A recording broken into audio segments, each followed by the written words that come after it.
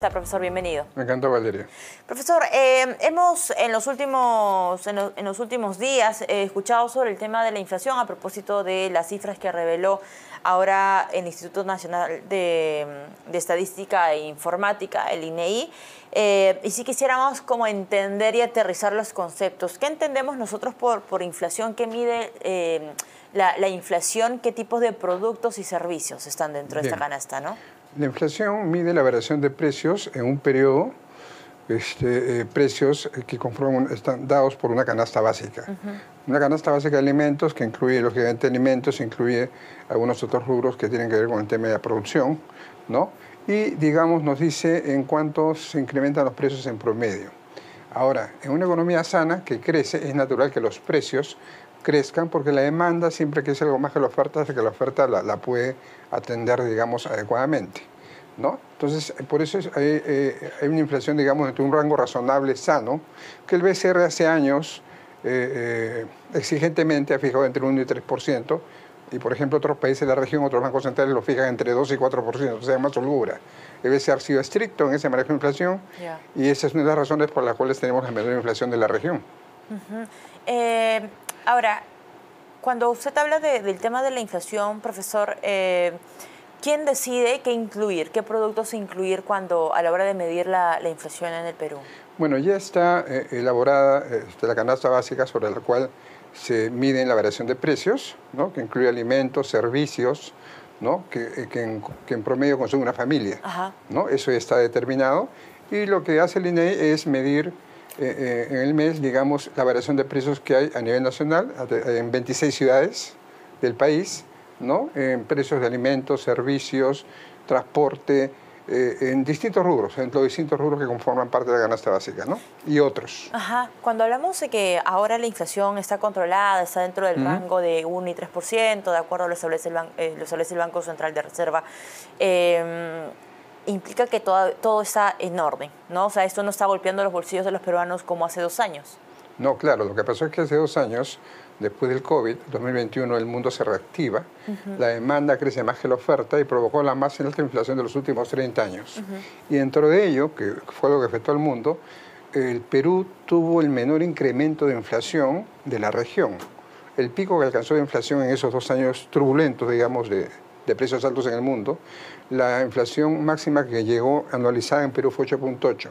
Y en otros países de la región como Chile, Colombia, México, que también tienen grado de inversión, estuvo entre los 2 dígitos, de 10 a 15%. Es verdad. Y actualmente, por ejemplo, la inflación del mes de agosto anualizada nos da 1.1%, la mitad de rango meta. Ahí hay un tema de corrección de precios estacional. No es, digamos, un tema de deflación. Más bien yo creo que afianza el tema de que vamos a terminar el año dentro del rango meta, punto medio alrededor del 2%, que como repito va a ser la más baja tasa de inflación, nuevamente como todos estos últimos 20 años, de la región, e incluso menor que muchos países desarrollados. Menor que la inflación de Estados Unidos, que está en 2.5%, que la eurozona, que está en 2.3%, y otros países desarrollados. Ahora, profesor, ¿otros países en América Latina han controlado ya el nivel de inflación? Sí, después de los años 22 y 23 que se incrementaron los precios en todo el mundo, la subida más alta de los últimos 30 años, como digo, gracias a la política de los bancos centrales, ¿no?, de incrementar la tasa de referencia para disminuir las presiones inflacionarias, la inflación ha venido desacelerándose. O sea, ha seguido creciendo y crece mes a mes, periodo a periodo, pero a tasa cada vez menor, se desacelera, ¿no? Y sí, otros países están controlando el tema de la inflación, pero están todavía, digamos, entre 3 y 8% anual. Perú está alrededor de 1,5 a 2% anual. Nuevamente, la menor inflación, como digo, de la región.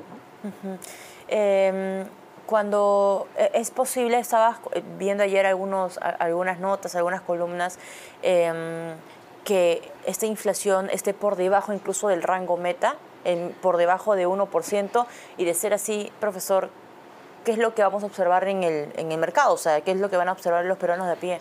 Bien, la inflación desde agosto, medida de los últimos 12 meses, nos da 1.1. Sin embargo, hay un tema de corrección de precios estacional y en septiembre más bien va a incrementarse y va a estar alrededor de 1.4, 1.5 los últimos 12 meses. Y al cierre del año, por un tema estacional, debe estar alrededor del 2%, que es punto medio rango meta.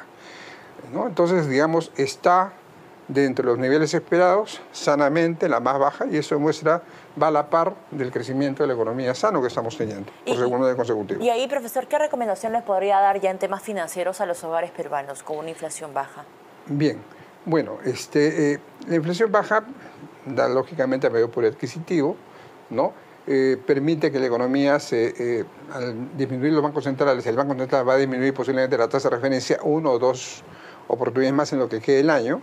Esto va a bajar la tasa de interés en el segmento de crédito corporativo y gran empresa, ¿no? Y eso va a hacer que se dinamice la actividad, la producción y la economía pueda crecer más. Y esto lógicamente genera más empleo, más ingresos, ¿no? Y mayor capacidad, digamos, de consumo y ahorro. O sea, las personas van a poder solicitar préstamos a los bancos a una tasa bastante, digamos, competitiva. Sí, sin embargo, debo mencionar que en el año 2023, que hubo recesión en el país, 0.6% debido a factores exógenos, no esperados, como conflictos sociales, claro, por el autogolpe Castillo en diciembre, enero, febrero afectó la actividad económica, inundaciones producto de las lluvias del ciclón Yaku, no hubo temporada de pesca, la pesca cae, por licitaciones para adquirir fertilizantes de gobierno de Castillo, lamentablemente no hubo suficientes fertilizantes para la agricultura, cae, factores exógenos, ¿no? Y eso hizo que en esa situación se afecte la actividad económica, y quienes se afectan más, siempre los más vulnerables, que son micro, pequeñas empresas y personas. Entonces, en los últimos 2 años, la tasa de interés en los segmentos microempresa, pequeña empresa y consumo se ha incrementado, ¿no? Sin embargo, ¿hay acceso al crédito? Sí, está habiendo mayor acceso al crédito, pero las tasas todavía no recuperan niveles prepandemia. Okay, la tasa de interés. ¿Eso lo podríamos observar en algún tiempo determinado, en algunos años, en algunos meses? Porque entramos a un año electoral, además. Sí, la tendencia, dada la tendencia de uno de crecimiento y 2 de disminución de inflación y disminución de tasa de referencia, que ya se ha visto en disminución de tasa de interés en los segmentos gran empresa, corporativa y mediana empresa, debe verse en los próximos meses o trimestres, ¿no? Que debe ir bajando la tasa de interés también para los segmentos de cartera minorista, micro, pequeña empresa, consumo. Ahora, profesor, un año electoral tiene cierto impacto en el tema de la inflación. En algún momento leí esa pregunta en redes sociales. Bien. ¿Son 2 cuerdas separadas? La inflación, la entidad responsable y autónoma que ve el tema de la inflación es el Banco Central, que ha tenido una meritoria, digamos, gestión en estos últimos 30 años, ¿no? Yo diría más bien que el año electoral lo que puede afectar, digamos, es el gasto y el nivel de crecimiento. El gobierno acaba de emitir la semana pasada el marco macroeconómico multianual, donde estima que este año crezcamos 3.5. Ajá. El BCR en junio estimó que íbamos a crecer solo 3.1. Este mes de septiembre va a actualizar su perspectiva, pero no creo que a 3.5, me parece muy optimista, pero el riesgo de eso es que al considerar el gobierno que vamos a crecer 3.5, va a incrementar el gasto, ¿no? Que justamente viene un año preelectoral, y también cree que el próximo año vamos a crecer 3.2%, un año electoral va a incrementar el gasto. Entonces, esas cifras demasiado optimistas de crecimiento para el próximo año, en un año electoral, considero que es peligroso por el tema de incremento del gasto, ¿no? Y por ahí sí que puede afectar, digamos, en algo a la economía. Y porque está también amarrado con el tema del déficit, ¿no? De las reglas fiscales, el tema del gasto, hay que tener mucho cuidado. Sí, en el marco macroeconómico multianual, el MEF, el gobierno, respeta la regla fiscal y asume que este año vamos a cumplir en 2.2, sin embargo con las cifras a agosto está en 2.6. Debe bajar, ojalá que se alinee a 2.2, y optimistamente considera que vamos a bajar el próximo año a 1.8 y seguir así. Pero nuevamente, el estimar un incremento de la economía en 3.5, si incrementa ingresos, va a incrementar gasto. También. Y si el próximo año estimas ya, un año todo lo que vamos a crecer 0.2%, va a incrementar gasto, ¿no? Entonces el riesgo viene por ahí. Y el riesgo sería que ya van 2 años, 2023-2024, que incumplimos la regla fiscal. Sin embargo, no nos ha afectado en clasificación de riesgo de las clasificadores internacionales porque Perú tiene sólidos fundamentos. El más bajo nivel de deuda pública respecto al PIB, 32%.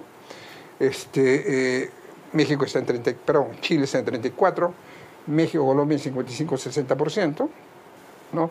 Tiene el más alto nivel de reservas internacionales respecto al PBI, ¿no? Y tiene gran superávit comercial, por eso el dólar sigue bajando y la tendencia en lo que quede el año debe ser que se mantenga en ese rango 3.50 3.55, con volatilidades, por supuesto, en el corto plazo, pero esa es la tendencia. Perfecto. Profesor, le agradezco que nos haya acompañado esta tarde. Arturo García Villacorta, profesor de los programas en Finanzas de SAN, estuvo con nosotros. Amigos, hacemos una pausa y regresamos con más aquí en